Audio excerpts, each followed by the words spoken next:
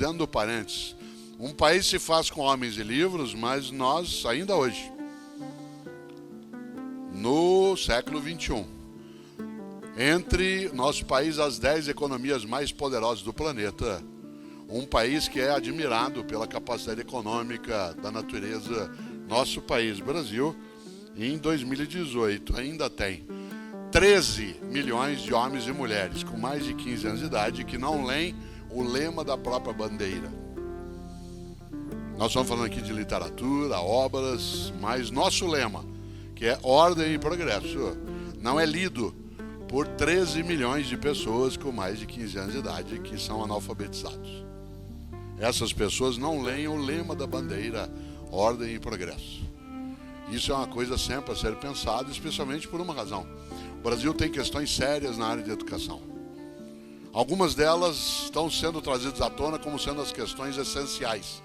Isto é, que o grande problema da educação brasileira é a doutrinação, é a discussão sobre gênero, é o debate sobre a diversidade. Isso tende a aparecer, sim, no trabalho pedagógico, mas é um movimento lateral.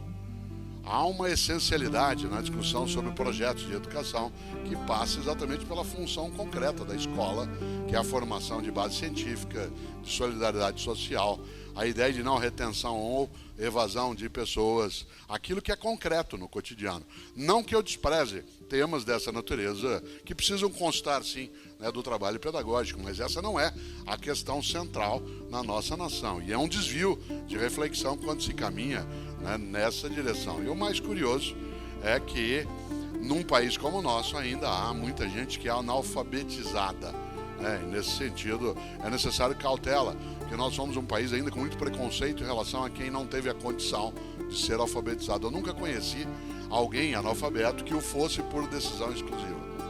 Foi sempre a ausência de possibilidade, de ocasião. Aliás, no nosso país nós temos uma coisa que é cruel. A gente usa o termo analfabeto como ofensa. Seu analfabeto. Isso que é um crime social é indicado por outro como sendo responsabilidade dele. É uma coisa fortíssima. Por exemplo, nas nossas famílias não é incomum que a gente possa ter na nossa casa alguém que auxilia o trabalho da casa, a empregada doméstica, que não foi alfabetizada corretamente. Não teve ocasião, não teve chance, não teve oportunidade. E essa pessoa, ela não escreve direito. E às vezes ela atende um telefone, quando o telefone é fixo, era uma coisa mais comum. Alguém liga para você para deixar um recado e ela anota o recado. Aliás, a pessoa pergunta, você pode anotar? Que é uma coisa altamente constrangedora para quem não tem o hábito de escrever. É algo que machuca. E ela diz sim, aí ela anota o recado do jeito que ela pode.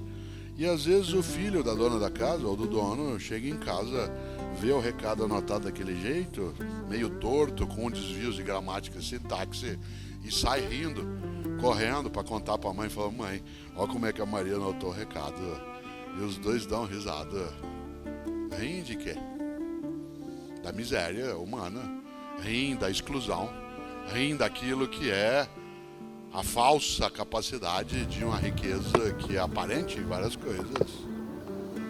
Num dos livros que escrevi, cuja citação aparece também aqui, no Melhor do Cortella, eu inicio citando como epígrafe Machado de Assis. Lá no Memórias Póstumas de Brás Cubas, Machado de Assis fez uma advertência para nós não esquecermos. Ele disse, ninguém confie na felicidade presente, porque nela, nessa felicidade, há uma gota da baba de Caim. Olha só, ninguém confie na felicidade presente, porque nessa felicidade há uma gota da baba de Caim, isto é, do primeiro fratricídio.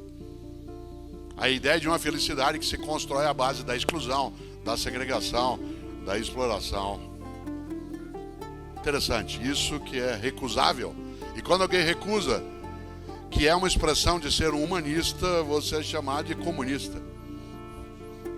Como se a defesa da ideia da fraternidade, da igualdade, da liberdade, levantado um dia no século XVIII também pelos franceses, que isso fosse algo a ser esquecido na história.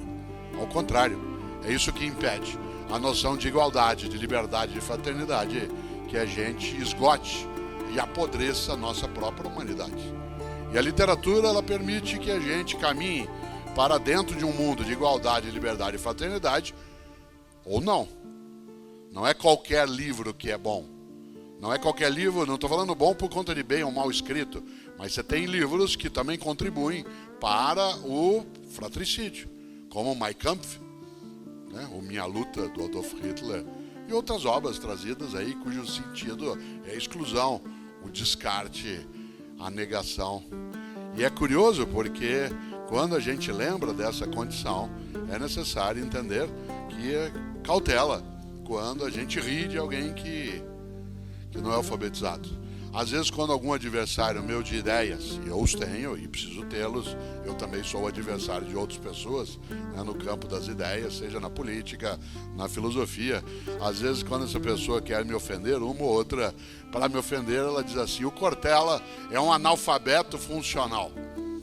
Como se o analfabetismo pudesse ser colocado como sendo uma ofensa, quando é um crime social. É, portanto, algo a ser indicado numa outra direção.